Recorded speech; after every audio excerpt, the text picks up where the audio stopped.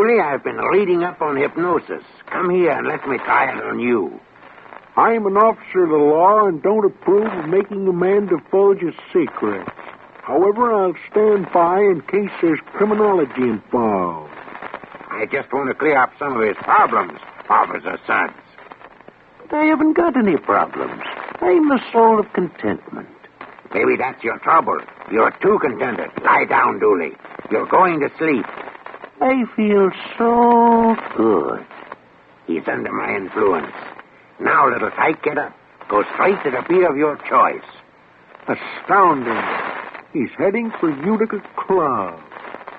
'Cause Utica Club will still take the trouble to age beer the natural way. Utica Club, you see. He's got no problem. He's a happy, well-adjusted beer mug. Brewed by the West End Brewing Company of Utica, New York. You're tuned to 590 WROW in Albany. 5:30.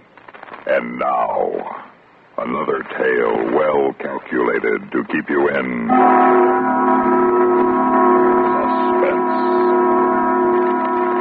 In just 1 minute, two came back.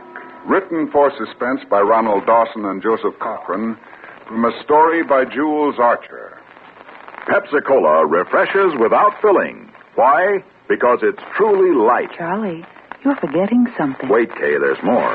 Yes, ice-cold Pepsi is the delicious refreshment that goes great at a picnic or a party. But, Charlie... And Pepsi goes fast. People like it, so keep plenty handy. There. Oh, you did fine, except for one thing. Well, I mentioned lightness and how Pepsi refreshes and how fast it goes. You left out Pepsi sociability. You know the Be Sociable song. But, Kay, I can't sing. I can. Listen. Be sociable, look smart, keep up to date with Pepsi. Drink light, refreshing Pepsi.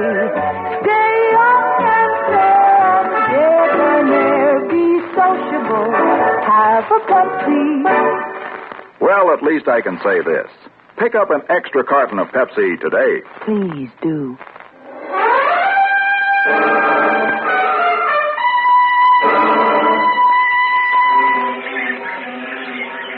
Moresby to Weewak, where we had to graze the top of the trees to get down to the bumpy landing strip on the edge of the jungle.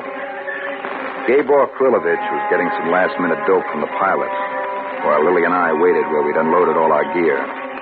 Johnny, you gotta talk to Gabe. He's gotta let me stay at Moresby until you two get back.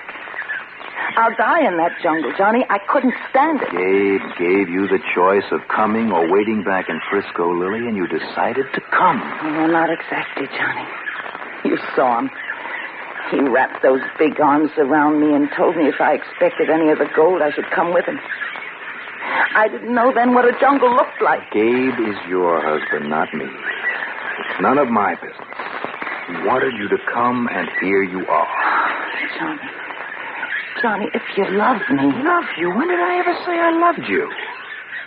Johnny, that night in Frisco... That night in Frisco can happen to anybody sometimes with a little too much liquor and a girl like you to help. Now, I've got old-fashioned ideas about other guys' wives, and it won't happen again. Here he comes. Please ask him, Johnny. He'll listen to you. See those mountains over there? That's where we go. A fella there sell what we need for a trip. Hey, my Lily, you look like his funeral. Come on, give me a big smile. Gabe, I think we ought to send Lily back to Moresby on the plane. Now, you can't ask a woman, your wife, to risk a trip like this. Now, we'll pick her up on the way back. Oh, Johnny, no. If we do that, Lily die from loneliness for me, huh, Lily? I wouldn't be lonely, Gabe. There are plenty of people in Moresby. Yeah, plenty, man. Maybe you'll not be lonely enough, Lily.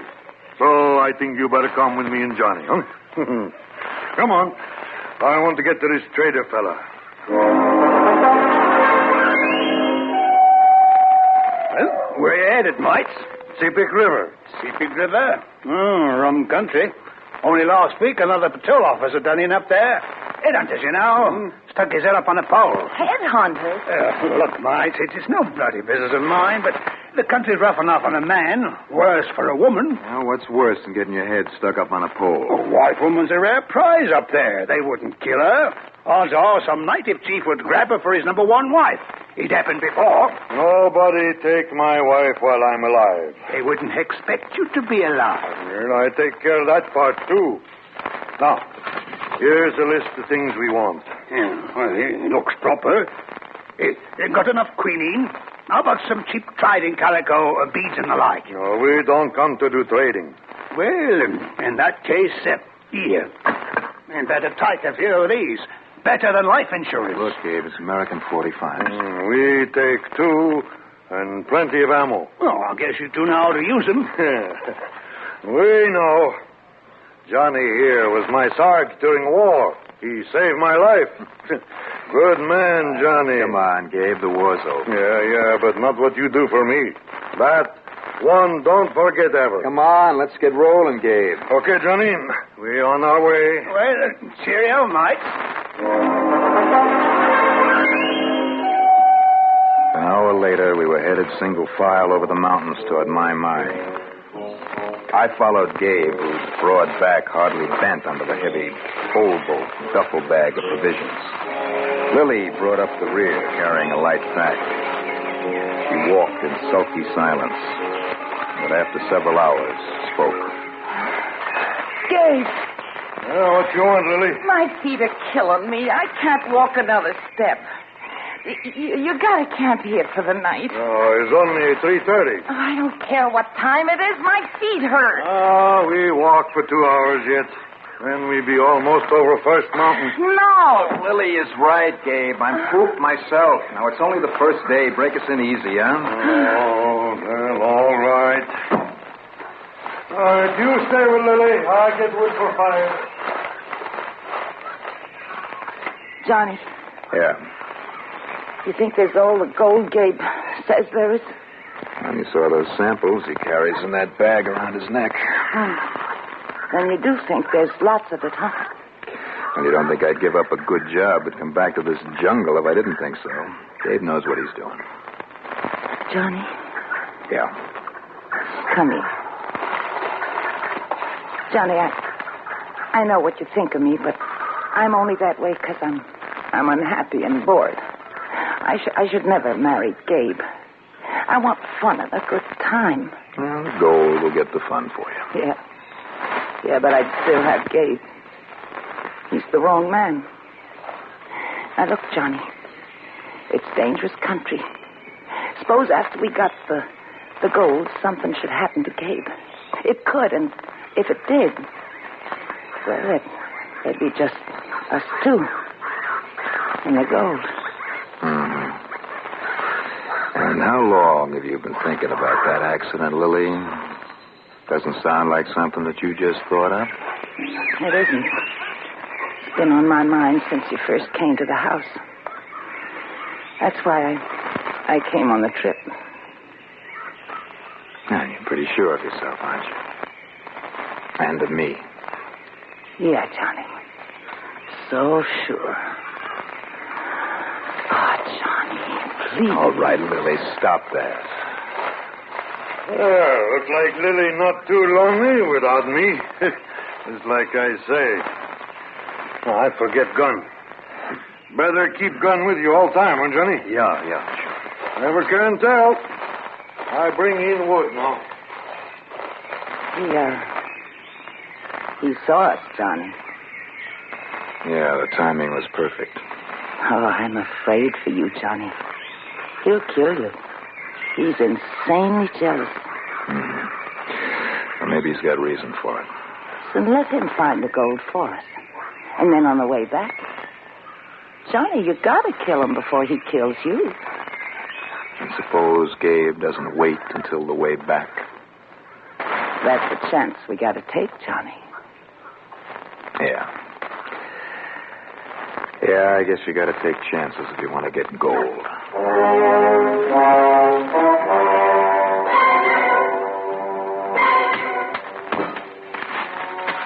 Chance you've got to take. That's what kept jumping in and out of my mind as we waited and slashed our way along for the next 3 days with mosquitoes as big as hummingbirds swarming about us. I couldn't tell Gabe that Lily had grabbed me and kissed me against my will. I figured it best to be like him, say nothing, pretend it never happened. I figured, too, if he was going to kill me, he'd do it on the way back.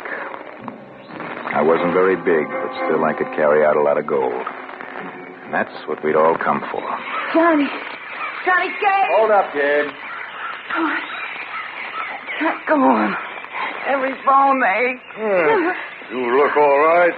Maybe just tired. Will you rest a few minutes? No, it's not enough, Gabe. Lily's got fever, dengue. Huh? What's that? It's another name for break-bone fever. It's nothing fatal, but she's got to have 2 days rest. 2 days? Oh, we lose too much time. She rests when we get the gold. No, she has to get rest now, or she might not be alive when we get to the gold. Now, Gabe, can't you realize that she is a woman? She can't take as much as us? Yeah, she's woman. You bet I know. You like Lily, eh, Johnny? Oh, look, Gabe, it's not a question of whether I do or I don't. She's your wife.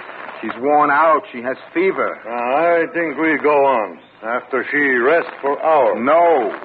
I say so. Well, then you go on alone. Just blaze a trail. Lily and I will follow after she gets the rest she needs. I could use a day's rest myself, and so could you, only you're too pig-headed to admit it. I don't need rest, but I think I don't go on without you and Lily.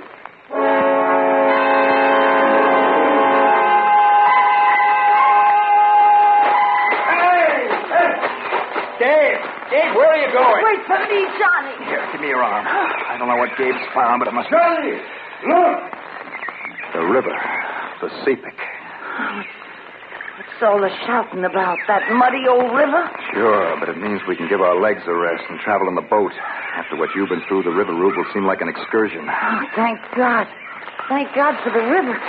We camp here. Get early start tomorrow. Lily, you go sit in shade. Johnny and I check full boat. See if everything okay for trip down river.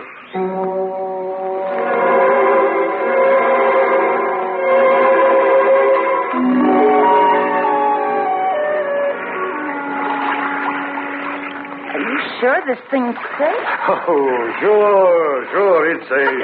Take it easy, Gabe. The water line is high. After all, this boat was designed for 2, not 3. Oh, she okay, Johnny. I know.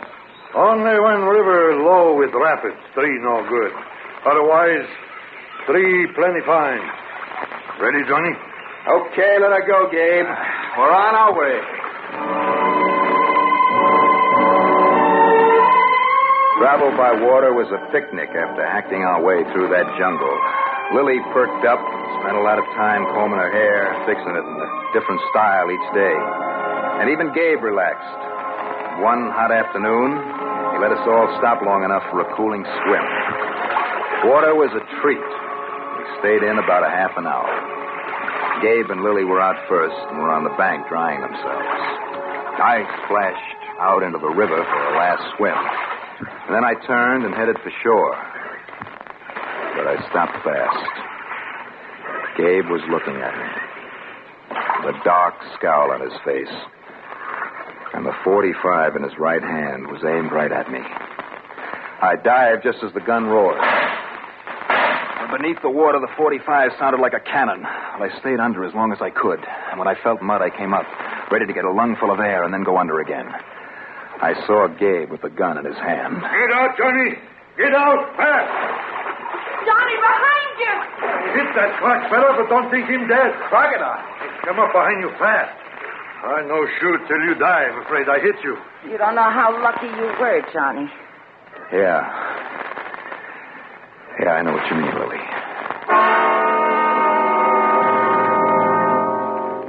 10th day on the river, we came to a landmark that Gabe thought he recognized. We pulled ashore, dismantled the full boat, loaded our gear on our backs, and then hacked our way through the jungle. But I couldn't help thinking of Gabe and his deadly .45. Would he kill me when we got to the gold? Or would I have to kill him?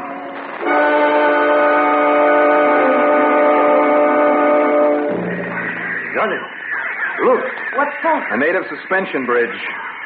Looks like a big spider's web. Yeah, could be. Gabe, this wasn't built by pigeons. You got a clip in that gat? Yeah, Johnny.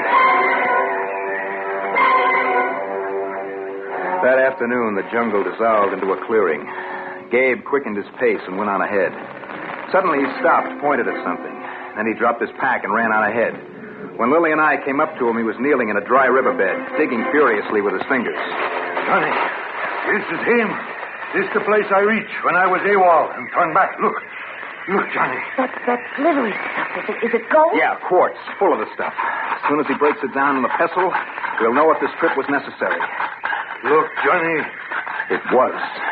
All we have to do is find the source of this, and we're riding the gravy train. I say, that mountain over there. We camp here tonight. Tomorrow, we dig in mountain.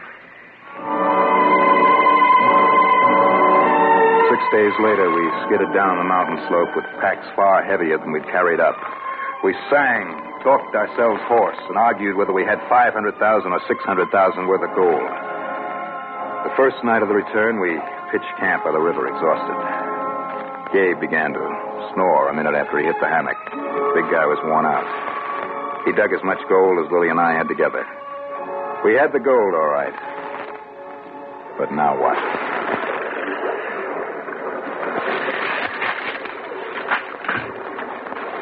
Who's there? Who's there? Johnny. Oh, it's you.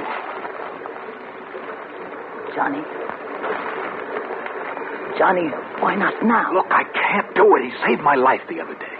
Because he didn't have the gold yet. But now he has. Are you going to wait for him to shoot you? Will you keep your voice down, you fool? Listen, Lily, it's no good. I wouldn't kill Gabe or anyone else for you. I've been thinking about this. I know what you want. I want you, Johnny. No. Only the gold.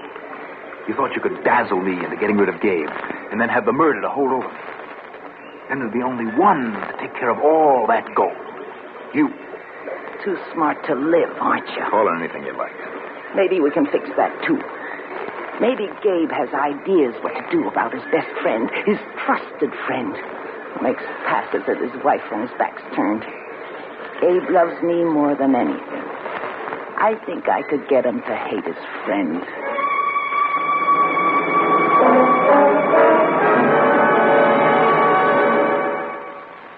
In just a moment, we will return for the concluding act of Suspense. You know, we hear a lot these days about the population explosion. The fact that there's a whale of a lot more people around these days affects most of us to some extent, but it's going to give some real trouble in just a few years. That's when America's enormous post-war crop of new citizens begins knocking at the doors of the nation's colleges and universities. Already classrooms are crowded to the bursting point. Qualified teachers are in critically short supply. And when that coming tidal wave of college applications hits these schools, well, they're going to be completely swamped unless we do something about it right away. So find out what you and your civic or religious group can do to help solve this problem. Write for a free booklet to Higher Education, Box 36, Times Square Station, New York 36.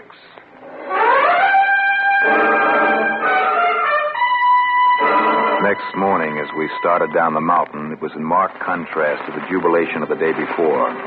Gabe was matter of fact, and as his eyes met mine, they were perfect blanks.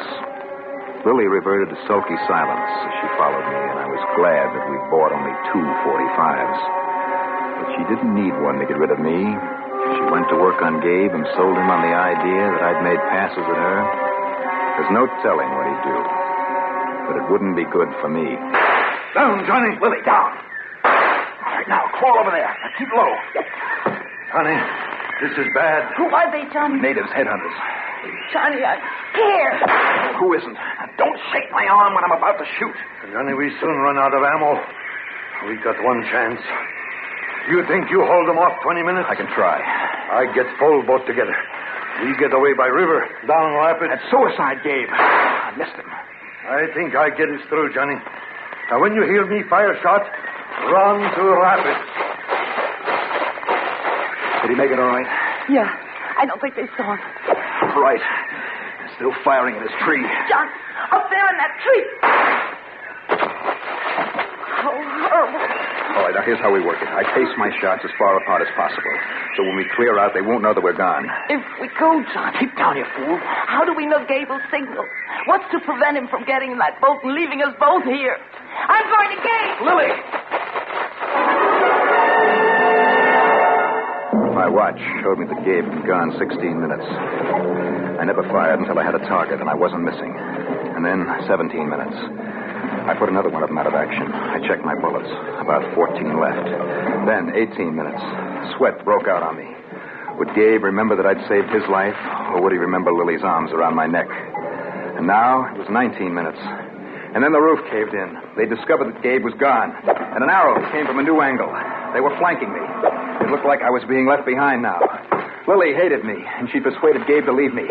Another arrow from a right angle. Well, this was it. I listened for Gabriel's horn.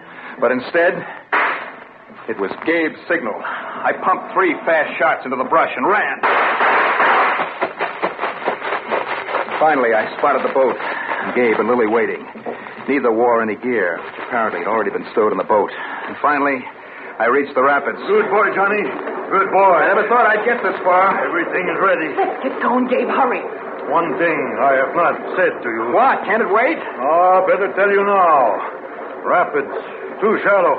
Too fast. Rocks too many. What are you getting at, Gabe? This boat. She go down all right with 2, but not with 3. I thought I saw a faint smile on Lily's drawn lips. I felt deeply sick. Okay, Gabe, but leave your gun and ammo behind, will you? Why? Because I'll need it. Wait a minute, Johnny. Maybe we ask Lily who she thinks stay here. Maybe it's better for Gabe to stay, huh, Lily?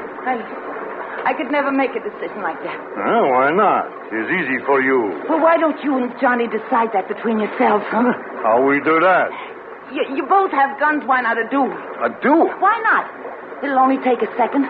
Then the one who remains would never need to know what happened to him. Gabe, they spotted us. Give me the ammo. Get in, Johnny. No. Get in boat, Johnny. What about Lily? I say get in boat, I can't let you do this, Gabe. Johnny, get in boat or I kill you.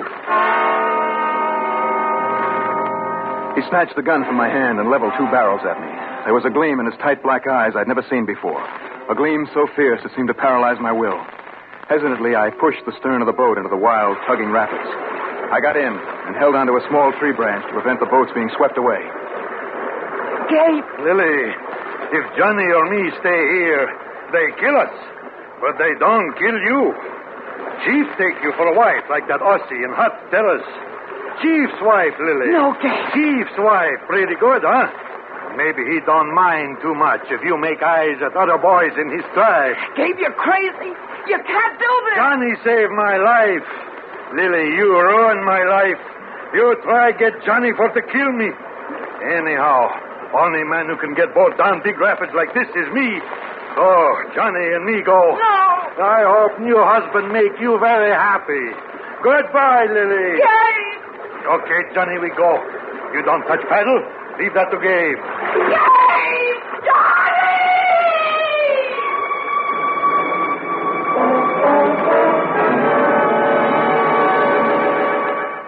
Suspense.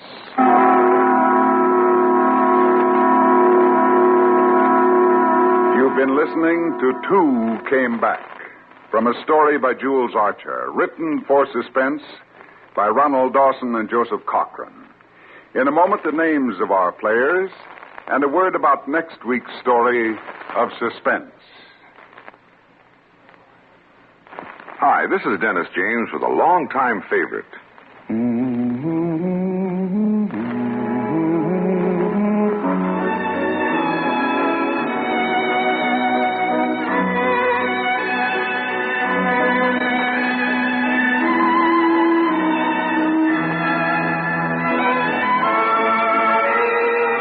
Yes, the longtime favorites are usually the best, aren't they? And one favorite folks have relied on over the years is Kellogg's All Brand. Since 1919, America's favorite natural laxative cereal. Kellogg's All-Bran is the safe, gentle way to overcome irregularity caused by lack of bulk in your diet. It tastes good, too, and it never gets mushy in milk. There's only one All-Bran, Kellogg's All-Bran. So relieve constipation the way millions do with Kellogg's All-Bran. ALL-BRAN. Yes, you're so right to stay regular with Kellogg's All-Bran.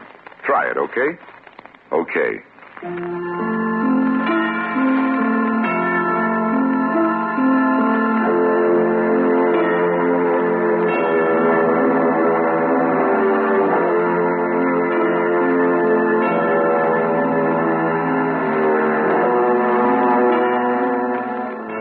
Heard in tonight's story were Bob Reddick as Johnny, Connie Lemke as Lily, and Robert Donnelly as Krilovich. Listen again next week when we return with Elemental by Stephen Vincent Benet, another tale well calculated to keep you in suspense. News analysis next, followed by the latest CBS news and Have Gun Will Travel.